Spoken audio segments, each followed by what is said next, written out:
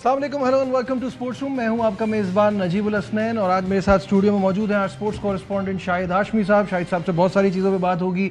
जो skill development camp है वो अपने अख्ताम को पहुंचा। Director high performance Aqib Javed ने मीडिया से गुफ्तगू की, क्या बातचीत हुई उसमें, उस पर भी बात करेंगे। लेकिन शुरुआत सबसे पहले एक अच्छी खबर से। पाकिस्तान ने Asian youth girls netball championship का फाइनल अपने नाम कर लिया है। मालदीव के खिलाफ 35 के मुकाबले में 60 गोल से कामयाबी हासिल की है। पाकिस्तान ने इवेंट में मुसलसल 7 गेम्स में कामयाबी हासिल की। तफसीलात आपको दिखाते हैं इस रिपोर्ट में।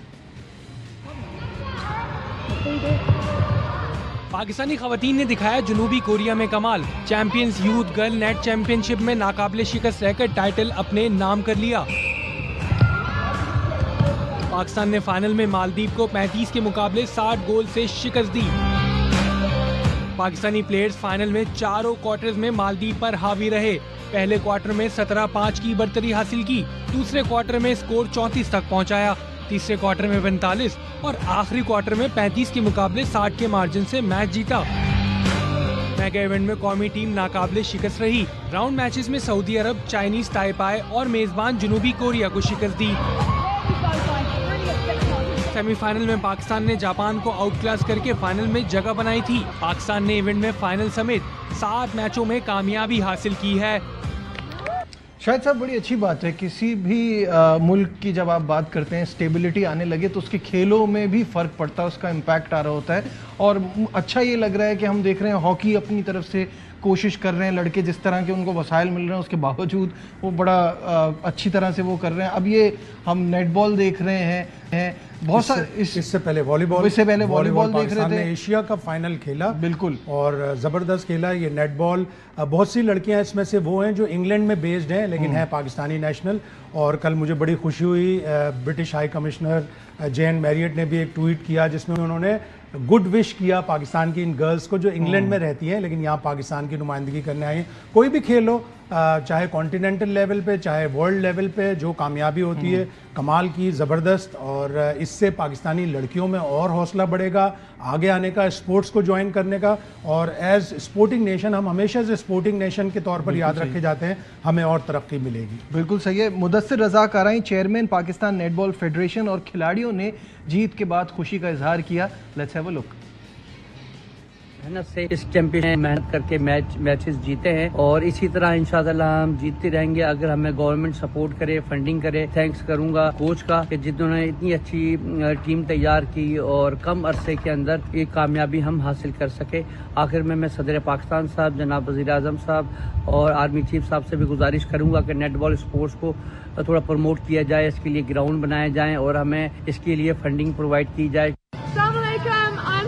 Captain of the Pakistan team. I congratulate all the Pakistanis. Mubarak, this is for all the Pakistanis. I'm so happy we won.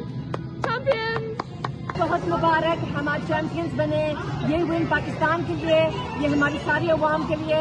सब ने देख लिया हम आज चैंपियंस बनके, और अल्लाह मियां के हुक्म से अल्हम्दुलिल्लाह हम जीत गए हैं। The whole team played really well to get this win. We put in so much effort and we're so happy to be here. We just won the Asian Youth Netball Championship and we've won it for our country. It's been a really great tournament. We've won every single match throughout this cup. It's been tough games, but thankfully we've won them all. It was a really tough and physical game. जी, इनकी खुशी और इनकी excitement जो है वो evident है और obviously मेहनत की है लड़कियों ने तो उसका इनको सिला भी मिला है। और इन सारे ऑर्गेनाइजर्स का बड़ा शुक्रिया जो हमारे बड़े शॉर्ट नोटिस पे मुदस्सिर आ रहे हैं को कल ही हमने कांटेक्ट किया। उन्होंने इतनी जल्दी ये सारी चीज़ें भी सारी हमें शॉट्स वगैरह प्रोवाइड किए, उनका बहुत बहुत शुक्रिया। इससे पहले बेसबॉल वाले साहब ने भी हमें बड़ी ज़बरदस्त तरीके से फराहम की थी। तो ये एक म्यूचुअल कोऑर्डिनेशन होता है बिटवीन मीडिया और सारी स्पोर्ट्स ऑर्गेनाइजेशन। जितना पाकिस्तान कामयाबियां हासिल करेगा उतना हमारा पूरी दुनिया में इमेज, हमारा सॉफ्ट इमेज है वो अच्छा होगा। बिल्कुल सही। मूविंग ऑन, बात करते हैं क्रिकेट के हवाले से। पीसीबी की जानिब से लगाया गया स्किल डेवलपमेंट प्रोग्राम जो कैंप था वो अपने पहुंचा। तफसीलात इस रिपोर्ट में। ऑफ सीजन में खिलाड़ियों ने लगाई भरपूर जान, स्किल्स डेवलपमेंट में किया खामियों पर काम। पीसीबी का 20 रोजा कैंप 3 मुख्तलिफ मरहलों में लगाया गया, जिसमें खिलाड़ियों को मुख्तलिफ चैलेंजेस दिए गए। स्किल्स डेवलपमेंट में 47 खिलाड़ी एक्शन में नजर आए, जिसमें शाहीन शाह अफरीदी, बाबर आजम, मोहम्मद रिजवान समेत तीनों फॉर्मेट में खेलने वाले खिलाड़ी शामिल थे। कैंप में खिलाड़ियों की फिटनेस, तकनीक, हिकमत अमली और जहनी मजबूती पर भी खुसूसी काम हुआ। मेंस के बाद अब विमेंस खिलाड़ियों के स्किल्स और फिटनेस पर भी काम होगा। विमेंस टीम का कैंप 7 जुलाई से कराची में लगेगा। शाहिद साहब, 3 हिस्सों में हुआ, 47 लड़के इसमें हिस्सा ले रहे थे, ये आज अपने इख्तिताम को पहुंचा। कुछ इससे आपको लगा कुछ फ़ायदा हुआ है, किसी सही डायरेक्शन में हम जा रहे हैं या नहीं? ऑफ सीज़न में एक अच्छी चीज़ है, अच्छा इनिशिएटिव है और ठीक है। बहुत सी खामियां थी, कुछ प्लेयर्स नज़र नहीं आए। सबसे पहले तो जब भी सेलेक्टर्स या जो भी लोग इन कैंप का अनाउंसमेंट करते हैं, इन कैंप में प्लेयर्स को बुलाते हैं, थोड़ा सा डोमेस्टिक क्रिकेट के परफॉर्मेंस को भी देख लिया करें। हाँ। नियाज खान कायद-ए-आज़म ट्रॉफी का हाईएस्ट विकेट टेकर, वो इस स्किल कैंप में नहीं था। क्या उसकी स्किल बहुत अच्छी है कि उसको डेवलपमेंट की ज़रूरत नहीं? फिर इसी तरह मुश्ताक अहमद कलोड़ो, वो सिंध से ताल्लुक़ रखता है, सिंध हमेशा से नेगलेक्टेड है। मैंने सिंध के बहुत सारे लोगों को भेजा कि मुश्ताक अहमद कलोड़ो को थोड़ी सी पाकिस्तान क्रिकेट बोर्ड से सपोर्ट दिलवा दी जाए। वो प्रेसिडेंट कप का टॉप विकेट टेकर था। अगर वो दोनों इंजर्ड हैं तो पीसीबी एक लाइन लिख देता अपनी प्रेस रिलीज में कि जी स्किल डेवलपमेंट, इसलिए उनको नहीं बुलाया कि वो इंजर्ड थे। इन दोनों को भी अपनी स्किल डेवलपमेंट की जरूरत है। और भी बहुत सारे नाम हैं, लेकिन अब ये पीसीबी के ऊपर है कि ये हर प्रेस रिलीज में बता दिया करें कि ये सारे परफॉर्मर्स थे, लेकिन इनमें से 3-4 चूंकि इंजरी हैं या मुल्क से बाहर चले गए हैं या कहीं और क्रिकेट खेल रहे हैं, इसलिए हमने उन्हें नहीं बुलाया। लेकिन बस ये कि जो हम बात कर रहे थे कि ठीक है, एकेडमी में एक्टिविटी होना ये तो अच्छा है, लेकिन क्या इससे कोई फ़ायदा होगा या नहीं होगा? असल सवाल ये है, क्योंकि इस तरह के कैंप्स में अभी खुद आकिब जावेद ने कहा ना, 5-6 दिन में हम कुछ जादू की छड़ी नहीं, कुछ बदल नहीं सकते। एटलीस्ट आपने एक रिदम में डाल दिया, एक फिटनेस अवेयरनेस डाल दी। एक प्लेयरों को ऑफ सीजन में जब मैचेस नहीं हो रहे हैं, आपका डोमेस्टिक टूर्नामेंट अब शुरू होगा सितंबर से या अगस्त से, तो आपको एटलीस्ट उन प्लेयरों को लाके रिदम में, मोमेंटम में ले आए। ठीक है, शॉर्ट टाइम था, लेकिन एटलीस्ट आपने एक बॉल को रोल करना शुरू कर दिया ताकि ये लोग अपने रिदम में आ जाएं। बिल्कुल सही है। Director high performance Aqib Javed, जो कि ऑब्वियसली सिलेक्शन कमेटी के रुकन भी हैं, उनने आज बातचीत की। उनका क्या कहना था इस हवाले से और इससे कितना फ़ायदा हुआ है, कितना फ्रूटफुल रहा है, आइए देखते हैं। हमारा जो 3rd फेज़ है स्किल डेवलपमेंट, जो हमारे कैंप से उनका आखिरी दिन है। 1st फेज़ में, 2nd फेज़ में ज़्यादा फोकस था, नेशनल कोचेज आए हैं, उनकी इंटरेक्शन हो जाए मैक्सिमम, जो आपके नेशनल प्लेयर्स हैं उनके साथ, क्योंकि आपकी जो डेवलपमेंट है वो बेसिकली ऑफ सीज़न आपके लिए इम्पॉर्टेंट होता है कि आप सारा टेस्ट क्रिकेट, होम सीरीज़ खेलते हैं। उसी तरह की पिचेस आज से शुरू करेंगे इनके लिए। तो जो हमें चाहिए है फ्यूचर में, फास्ट बॉलिंग के हवाले से, स्पिन बॉलिंग के हवाले से, ये जो हमारे गैप्स हैं, ऑलराउंडर स्पिन हो या पेस ऑलराउंडर, कीपर, हमारे पास ऑप्शंस उनको बढ़ाना है। अक्टूबर तक ये एक्टिविटी जारी रहेंगी ताकि आपके जो प्लेयर्स हैं वो आगे ऑप्शंस क्रिएट हो। आकिब जावेद हैं तो क्रिकेटिंग ब्रेन, मतलब समझ है, सेंस है, चीज़ें हैं, लेकिन क्या अभी जो ये बातें कर रहे हैं आप अग्री करते हैं इस तरह से पॉसिबल हो पाएगा? कंटिन्यूस एफर्ट चाहिए। अब अगर अल्लाह करे, हम बार बार दुआ करते हैं कि मोहसिन नकवी चलते रहें, क्रिकेट बोर्ड में ऐसी कोई चेंज ना आए जिससे सारी ऑफिशियल सारा उलट पलट हो जाए, फिर सारा सब कुछ चेंज हो जाए। ठीक है, आदमी ट्रायल एंड एरर बेसिस पे करता है सारे काम, बहुत सी चीज़ें अच्छी हो जाती हैं, बहुत सी चीज़ें अच्छी नहीं होती, लेकिन इसका यकीनन लॉन्ग टर्म अगर आप सोल्यूशन निकालेंगे, लॉन्ग टर्म इसको इम्प्लीमेंट करते रहेंगे तो आपको फ़ायदा होगा, आपको प्लेयरों को ऑफ सीज़न में। अब ये है कि पाकिस्तान ने बांग्लादेश जाना है, उसके बाद वेस्ट इंडीज़ से सीरीज़ है, मुस्तकिल फिर एक सीरीज एक चलता रहेगा, लॉन्ग टर्म चलता रहेगा। और हमें फिर मार्च अप्रैल तक मुस्तकिल हमारा सीज़न है। मार्च अप्रैल में हमने बांग्लादेश जाना है, जहाँ पे 2 टेस्ट, 3 वनडे, 3 T20 हैं, पूरा एक सिलसिला शुरू हो जाएगा। तो उसके लिए अब एक कैंप लगेगा कराची में, और मेरी इतलात ये है कि अभी इसलिए टीम अनाउंस नहीं हो रही कि 18 से 20 प्लेयरों का एक कैंप लगेगा। उसके बाद फिर जब माइक हैसन आएंगे तो फिर मुशावरत के बाद एक सिलेक्शन होगा, और उन 18 खिलाड़ियों में मेरी इतलात ये हैं कि शाहीन शाह अफरीदी, बाबर आजम और रिजवान को भी बुलाया जाएगा। नहीं, बुलाया तो जाएगा, क्या वो बांग्लादेश जाएंगे या नहीं जाएंगे, ये एक सवालिया निशान है। ये तो अब मैं चिराग करूंगा तो नहीं चले, फिर जब माइक हैसन और ये सारे मुशावरत करेंगे कि आया हमें बांग्लादेश में ज़रूरत है इन तीनों प्लेयरों की या नहीं। आपको यकीनन ज़रूरत है, अब आगे आप जाके या आप अपना अभी से अभी प्लान तय कर लें, इसलिए कि अब ज़्यादा टाइम नहीं है आपका T20 वर्ल्ड कप के लिए। तो आपने बांग्लादेश की सीरीज से अपनी प्रिपरेशन स्टार्ट करनी है और उन 18-20 प्लेयरों का पूल तैयार करना है जिन्हें आपको लेके T20 वर्ल्ड कप में। अच्छा, ये प्लेयर्स पे तो हम आते हैं, ये अगले उस पर बात करते हैं टॉपिक पे। पहला टॉपिक मेरा ये है, जैसे आपने कहा माइक हैसन आ रहे हैं, उससे पहले आपने कहा कि अच्छा है कि चेयरमैन लंबे अरसे तक रहें। Who's calling the shots in Pakistan cricket board right now? Chairman का हमें पता है कि उनकी तो 2 जॉब्स हैं, वो दूसरी में ज़रा ज़्यादा मसरूफ होते हैं। चला कौन रहा है? क्या आकिब जावेद की सुनी जा रही है? क्या वहाब रियाज अभी भी ब्लू आइड बॉय हैं? क्या माइक हैसन के सारे कहने पे चल रहे हैं? सारी सब चीज़ें चल रही हैं। 2-3 मीटिंग्स भी हुई जिसमें प्लेयर्स को भी बुलाया। माइक हैसन भी हैं, आकिब जावेद भी हैं, वहाब रियाज भी हैं, और एडमिनिस्ट्रेटिव साइड पे सुमैर अहमद साहब, वो उनसे सारी चीज़ें अप्रूवल के बाद। जाहिर है मोहसिन नकवी के पास इतना टाइम नहीं है, लेकिन जो बड़ी बड़ी चीज़ें होती हैं, जैसे बोर्ड ऑफ गवर्नर्स का इजलास हुआ, वो मोहसिन नकवी ने उसकी सदारत की, लेकिन अप्रूवल वहीं से आती है। चला ये लोग रहे, लेकिन अप्रूवल वहाँ से आती है। और अब एक नई चीज़, जाहिर है माइक हैसन अब अपना स्टाफ लेके आएंगे, तो उन्होंने मसरूर की जगह शेन मैकडर्मिट का फैसला किया। मैकडर्मिट क्योंकि खबर मेरे पास ये थी कि बात चल रही है कि उनको लाया जा रहा है, लेकिन अगर माइक हैसन चाह रहे हैं तो वो तो आएगा। और ये सारी दुनिया में होता है। मुझे उस पर बहुत सारे लोग इस पे भी एतराज़ करते हैं कि गौतम गंभीर अपने सारों को ले आए जो कोलकाता वाले थे। तो जिसके साथ हेड कोच कंफर्टेबल होता है वो अपनी टीम बनाता है। सवाल तो उसने देने होना है, जिसने आखिर में जवाब देना है, वही अपनी चीज़ें लेके आएगा। एक सीरीज के लिए मसरूर को रखा था।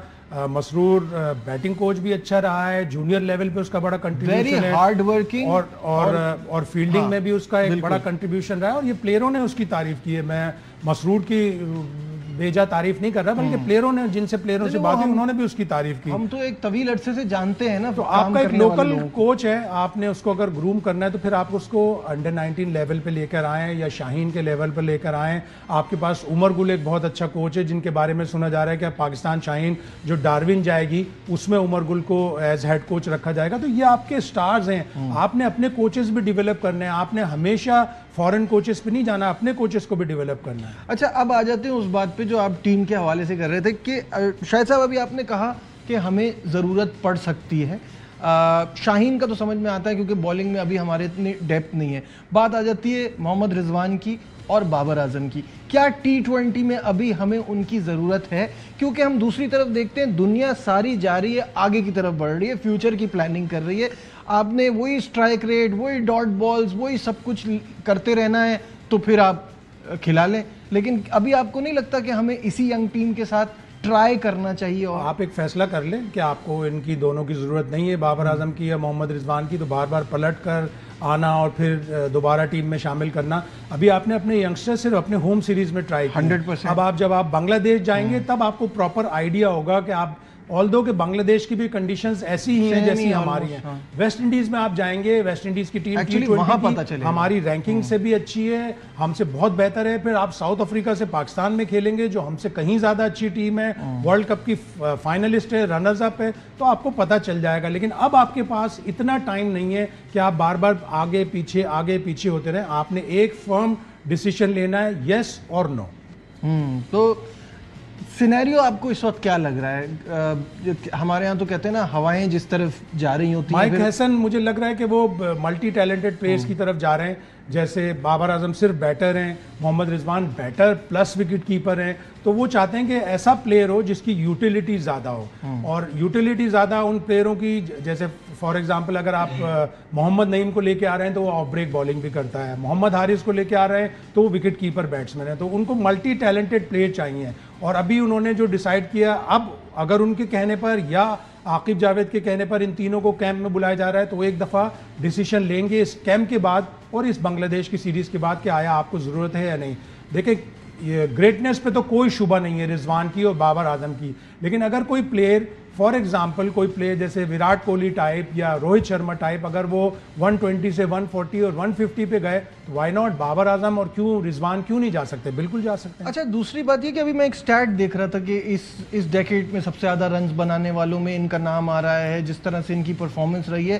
प्रॉब्लम ये है with that sort of performance Pakistan के रिजल्ट्स क्यों खराब रहे? पाकिस्तान का प्रॉब्लम ये रहा कि इनकी जिस तरह की भी परफॉर्मेंस थी, जो भी स्ट्राइक रेट था, पाकिस्तान की बॉलिंग बहुत अच्छी थी। पाकिस्तान 2023 एशिया कप से ऐसी बुरी नजर लगी पाकिस्तान की बॉलिंग को कि पाकिस्तान की बॉलिंग भी खराब होती गई, वरना पाकिस्तान अब भी T20 में सबसे ज्यादा आउट करने वाली टीम है, सबसे ज्यादा आउट करती है, सबसे ज्यादा अच्छा स्ट्राइक रेट। अभी भी आप शाहीन शाह अफरीदी के तीनों फॉर्मेट में उठा के देख लें, आउटस्टैंडिंग होते रिकॉर्ड। लेकिन जब बैट्समैनों ने ज्यादा रन करना शुरू कर दिए, कम रन करना शुरू कर दिए, दूसरी टीमों ने स्ट्राइक रेट बढ़ाना शुरू कर दिया, तो आप पीछे रह गए। आपकी बॉलिंग में भी मतलब बहुत नुक्स आए और बहुत कमी है। एंड दैट कंटिन्यूअस, मैं तो कहूंगा इसको कि ईगो पे ही ले ली थी बात कि यही दोनों ओपन करेंगे। दूसरी दुनिया की चेंज किया था, दूसरी दुनिया की टीमों ने पावर प्ले का प्रॉपर इस्तेमाल किया ने चेंज किया था, लेकिन जाहिर है वो कंटिन्यूअस चेंज नहीं हो सकी। आपको जब आपकी चीज कोई प्रॉपरली वर्क नहीं कर रही होती तो आपको उसको चेंज करना पड़ता है, वो आपने नहीं किया, उसका खुमियाजा आपने भुगता। ठीक है, यहाँ लेते हैं एक ब्रेक, डिस्कशन को आगे बढ़ाते रहिए।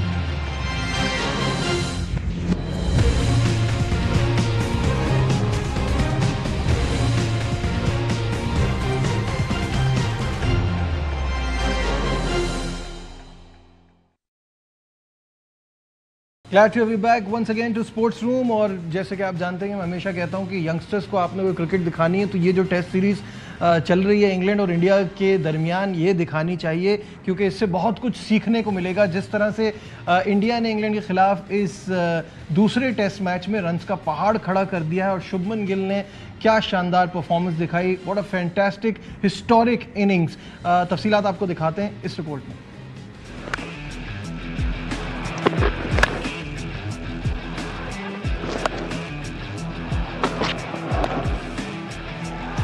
Magnificent. That is a fabulous achievement from Shubman Gill. बतौर कप्तान पहला टेस्ट सेंचुरी, दूसरे मैच में record double century. Shubman Gill ने बर्मिंघम में तारीख बना दी। भारतीय बैटर ने सुनील गावस्कर का 46 साल पुराना रिकॉर्ड तोड़ दिया। इंग्लिश सरजमीन पर सबसे बड़ी इनिंग्स खेलने वाले भारतीय बैटर बन गए।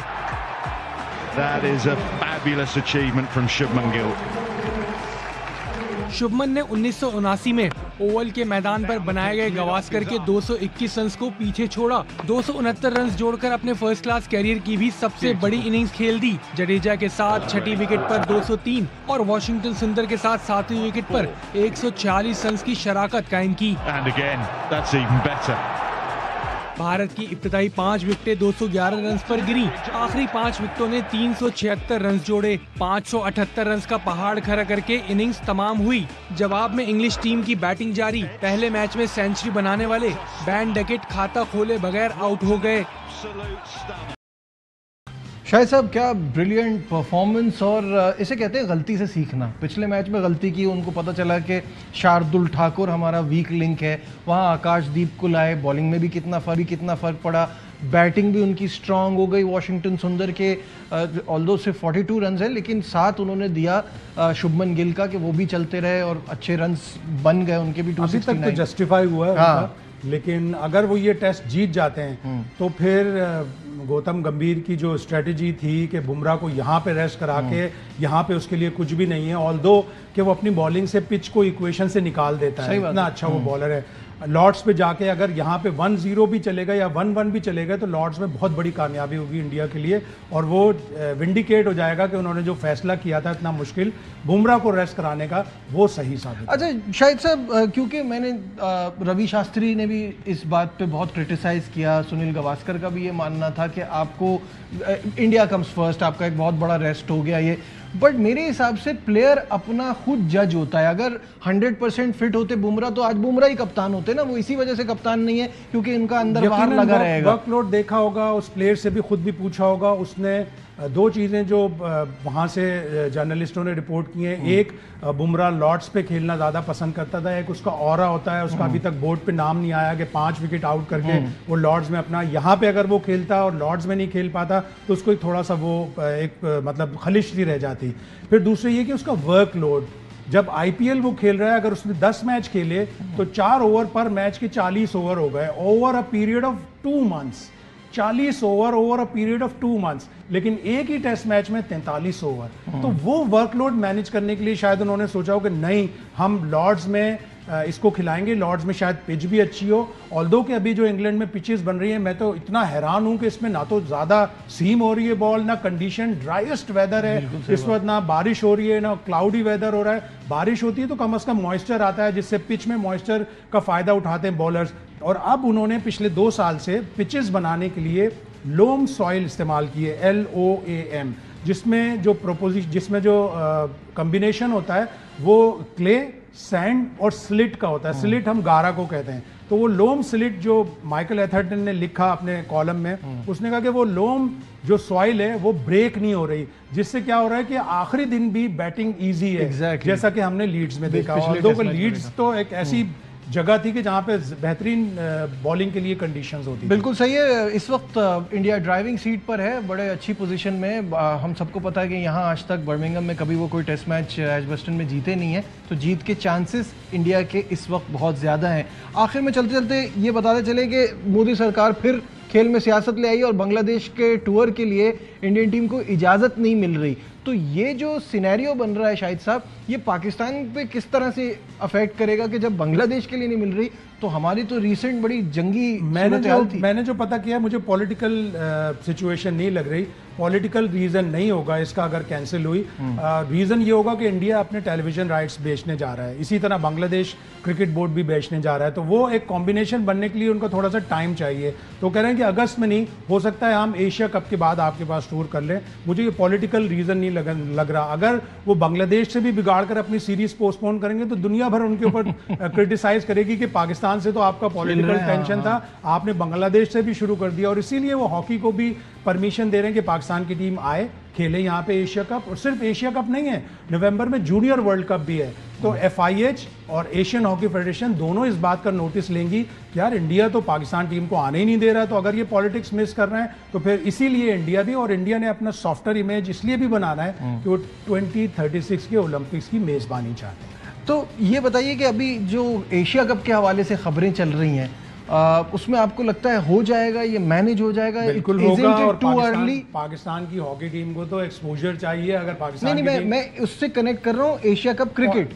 एशिया कप क्रिकेट को भी बूस्ट मिलेगा अगर ये हॉकी का वे थ्रू हो गया, क्लियर हो गया कि हाँ जी पाकिस्तान की टीम आए, खेले, हमें इससे कोई मतलब नहीं है, तो फिर एशिया कप क्रिकेट को भी बड़ा पॉजिटिव बूस्ट मिलेगा। और क्योंकि वैसे भी एशिया कप तो न्यूट्रल वेन्यू पे ही हो रहा है और अभी तक तो यही है। और इंडिया वैसे भी इंटरेस्टेड नहीं होता इतना एशिया कप अपने यहाँ कराने में। यतीम टूर्नामेंट है, आप ACC को ढूंढे, वो प्रेस रिलीज आ जाता है, आपको ये नहीं पता कि ये प्रेस रिलीज कौन बना रहा है, कौन मीडिया मैनेजर है, कौन क्या है।